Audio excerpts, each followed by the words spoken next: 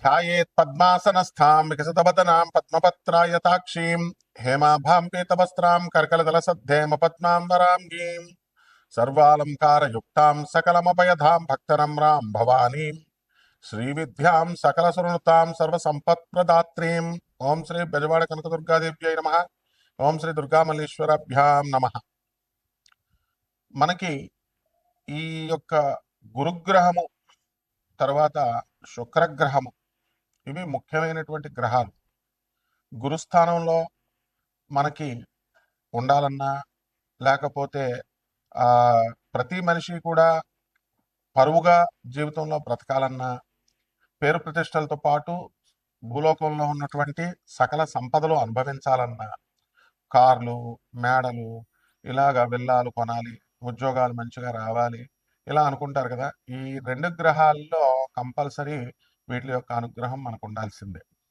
అలా కాకుండా మనకి పెద్దవాళ్ళు చిన్నప్పుడేమో తల్లిదండ్రులు చెప్తారు, అది రవిచంద్రులు ఇద్దరు కూడా, తల్లి చంద్రుడు, తండ్రి రవి.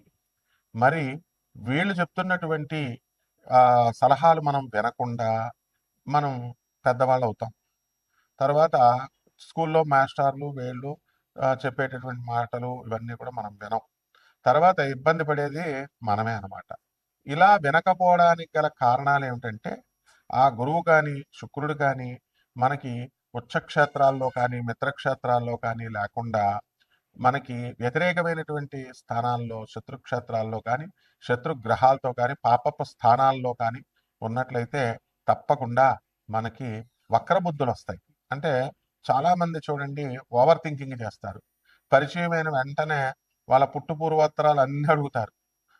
అసలు ఒక నిమిషం మాట్లాడటమే చాలరా బాబు అని మనం అపాయింట్మెంట్ ఇచ్చామనుకోండి, ఎంత డీటెయిల్డ్గా వెళతారంటే వీళ్ళు మామూలుగా ఫ్రెండ్స్ కలుసుకున్నటువంటి వాళ్ళే వాళ్ళు ఇంకా ఏదో వీడికి పిల్లనిస్తున్నట్టు, ఏదో వీడి యొక్క పుట్టు పూర్వోత్తరాలు ఇవే అనవసరమైన విషయాల మీదకి ట్రాక్ వెళుతుందన్నమాట.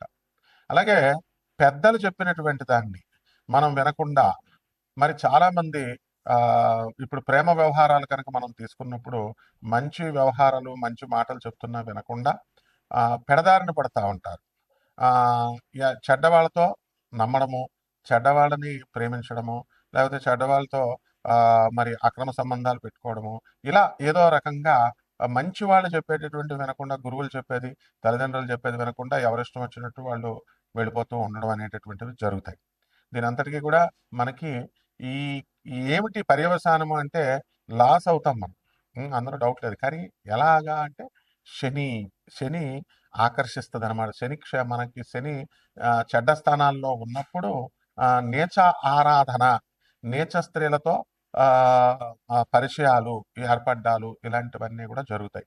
ముఖ్యంగా ఒక మనిషి డెవలప్ అవ్వాలి అంటే మంచి వాళ్ళతో తిరగాలి, స్ట్రైట్ థింకింగ్ ఉండాలి, మంచి వాళ్ళు అనుభవజ్ఞులు చదువుల్లో కానీ లేదా వయసులో కానీ అనుభవంలో కానీ జ్ఞానంలో కానీ పెద్దవాళ్ళతో తిరగాలి. అలా కాకుండా మామూలుగా ఈ యొక్క సబ్స్టాండర్డ్ వాళ్ళతో తిరిగిన వాళ్ళ చేత సలహాలు తీసుకున్న నష్టపోవడానికి ఎక్కువ అవకాశాలు ఉంటాయన్నమాట.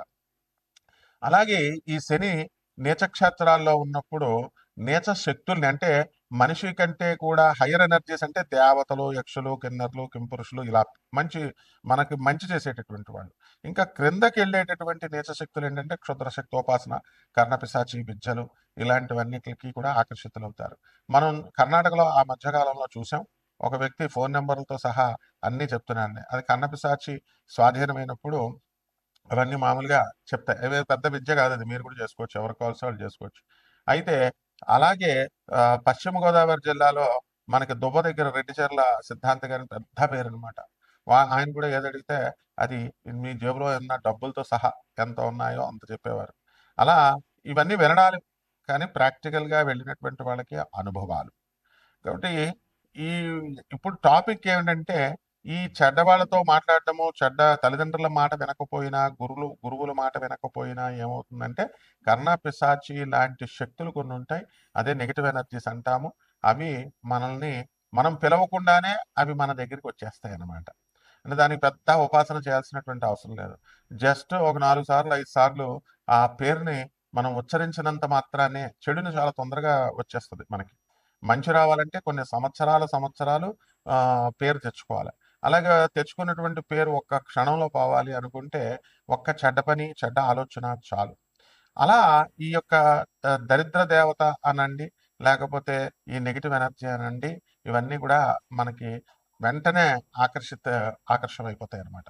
అయిపోయి మనం ఎదుగుదలకు అడ్డొస్తాయి. వక్ర మార్గాల్లో మనం అక్రమార్జితమైనటువంటి సంపాదన వీట్లి మీద దృష్టి పెడతాం.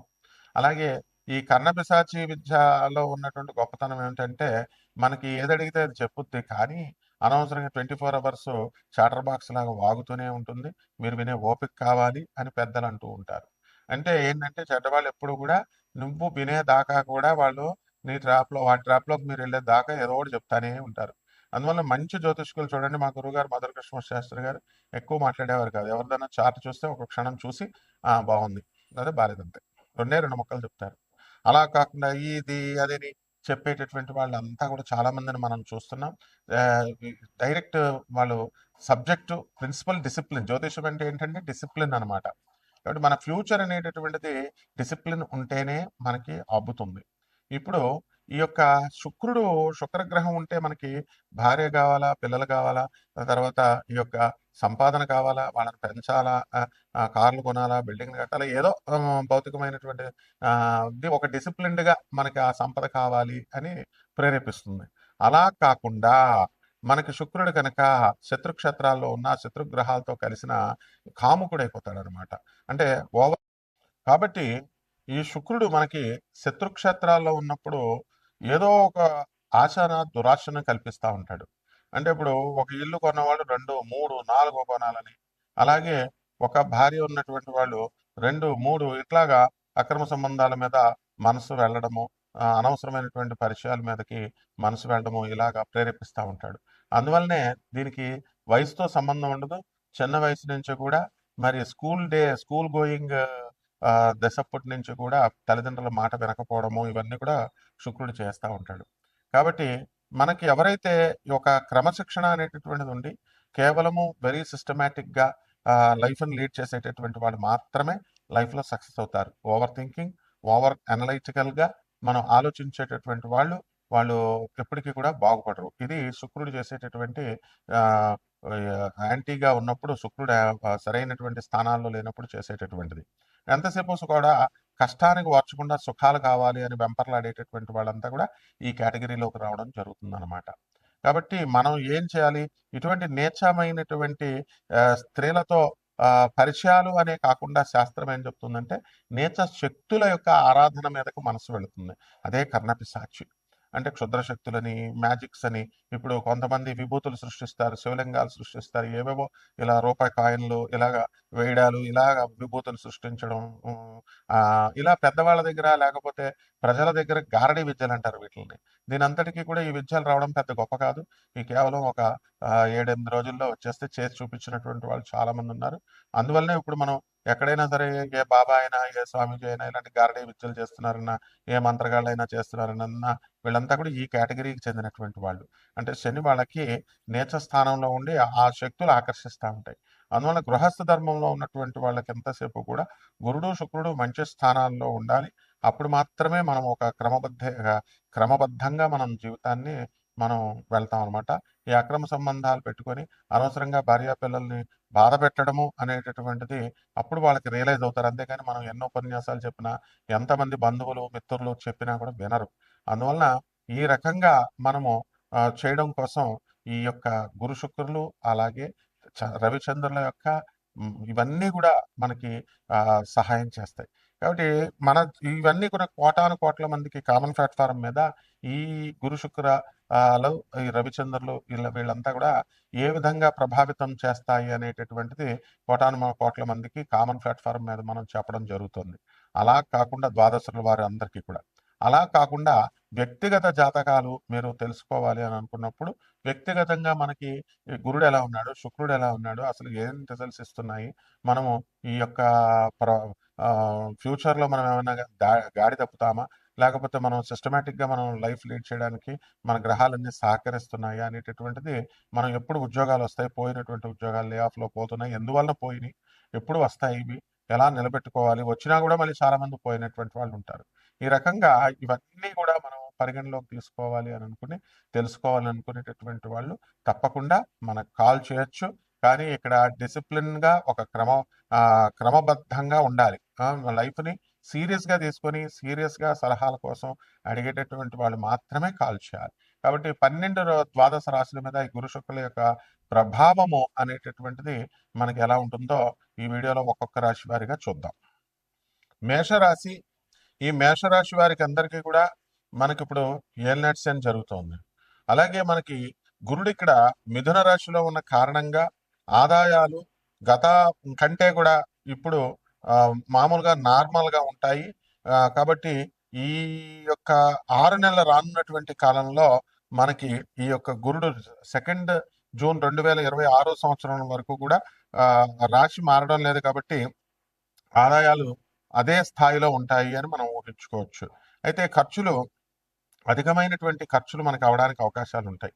ఎందువల్లంటే ఇప్పుడు మనకు పండగలున్నాయి, పబ్బాలున్నాయి, అలాగే బంధువులు ఇళ్ళకి వెళ్ళాలి, ఊర్లు వెళ్ళాలి. ఇలా అలాగే ఉద్యోగాలు చాలా మంది లాస్ అయినటువంటి వాళ్ళున్నారు. లే ఆఫ్‌ల వల్ల ఫారెన్‌లో. అటువంటి వాళ్ళందరూ కూడా మనకి ఈ యొక్క ఉద్యోగాలు కోల్పోయినటువంటి వాళ్ళందరూ కూడా మనకి వాళ్ళకి ఎప్పుడు ఉద్యోగాలొస్తాయి, ఎప్పుడు రావు అనేటటువంటిది మనం చూసుకోవాల్సినటువంటి అవసరం ఉంది. వాళ్ళకి కొంచెం రావడానికి అవకాశాలు ఉన్నాయన్నమాట. అలాగే వ్యాపారాలు, కిరాణా వ్యాపారాలు, డిపార్ట్మెంటల్ స్టోర్సు, ఈ యొక్క సాఫ్ట్‌వేర్ కంపెనీలు, ఆ తర్వాత ఈ యొక్క చెక్కలు, కార్పెంటరీ వర్క్ ఇలా వర్కులు చేస్తున్నటువంటి వాళ్ళందరికీ కూడా మనకి ఆదాయాలు బాగా పెరుగుతాయి. తర్వాత మనకి ఈ వ్యవసాయం మీద ఆధారపడినటువంటి రైతుల యొక్క పరిస్థితి కూడా బ్రహ్మాండంగా ఉంటుంది. రైతులు వ్యక్తిగతంగా చేసినటువంటి అప్పులు, తర్వాత బ్యాంకుల నుంచి సంస్థల నుంచి తీసుకున్నటువంటి అప్పులు కూడా వీళ్ళు తీర్చేటటువంటి పొజిషన్‌లో వీళ్ళుంటారు. అలాగే విదేశాలకు వెళ్ళాలి అనుకునేటటువంటి వాళ్ళకి కూడా వీళ్ళకి విద్యార్థులు అవనియండి, ప్రైవేట్ ఉద్యోగస్తులు, గవర్నమెంట్ ఉద్యోగస్తులు కూడా వీళ్ళకి వెళ్ళడానికి అవకాశాలు బాగా కుదురుతాయి. అయితే ఈ యొక్క ఏలినాటి శని జరుగుతుంది కాబట్టి నీచ జనులు మనకి పరిచయం అవ్వడానికి అవకాశాలు ఉంటాయి. అంటే వీళ్ళు తప్పుడు సలహాలు ఇచ్చేటటువంటి వాళ్ళు మనకి తారసపడడం జరుగుతుంది. ఒకవేళ మంచి సలహాలు ఇచ్చేటటువంటి వాళ్ళు ఉన్నా, మీరు వాళ్ళని ఏలినాటి శని ప్రభావం వలన వాళ్ళ మాటలు మీకు రుచించకుండా మీ సొంత తెలివితేటలతో వెళ్ళిపోయి చెడ్డవాళ్ళ ట్రాప్‌లోకి వెళ్ళడం జరుగుతుంది. అంటే మంచి వాళ్ళని వదిలేసుకోవడం జరుగుతుందనమాట. కాబట్టి ఏమేం పరిహారాలు మనం చేద్దామో చేస్తే ఇవన్నీ కూడా సెట్ అవుతాయో చూద్దాం.